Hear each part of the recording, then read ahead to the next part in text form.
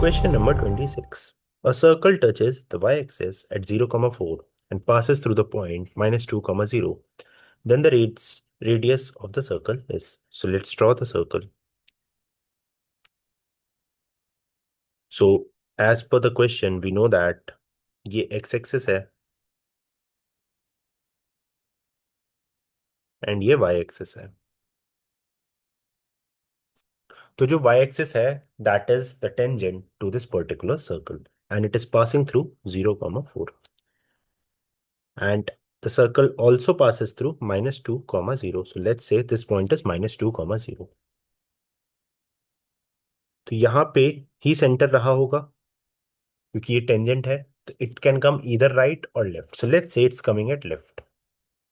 वो लेफ्ट पे वैसे भी आना था जस्ट बिकॉज ये पॉइंट -2, 0 है, तो सर्कल वाई एक्सिस के लेफ्ट में ही बनेगा. तो लेफ्ट में आएगा, तो ये पॉइंट को हम मान लेते हैं h, 4. तो वी नो दैट ये डिस्टेंस कितना है, h यूनिट्स, तो इसका रेडियस कितना होगा, h. So as we know इसका रेडियस h हो गया. सो अब इसको सॉल्व करना बहुत इजी हो जाएगा. So let's move ahead and solve this. So we know that the circle has center at h, 4 and it also passes through -2, 0. So इन दोनों के बीच का जो डिस्टेंस होगा that is nothing but h, which is nothing but radius. So हम यहाँ पे distance formula लगाएंगे. So let's put that. Distance formula हो जाएगा under root of h minus -2 का होल स्क्वायर प्लस 4 - 0 का होल स्क्वायर is equal to h.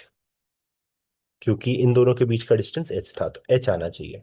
So let's solve this. So this becomes h + 2 का whole square plus 16 is equal to h square. मैंने दोनों side पहले square किया है, सो यहां से अंडर रूट हट जाएगा. Then I am just clubbing these things या सॉल्विंग दीज थिंग्स. तो ये बन जाएगा h square + 4h + 16 is equal to h square.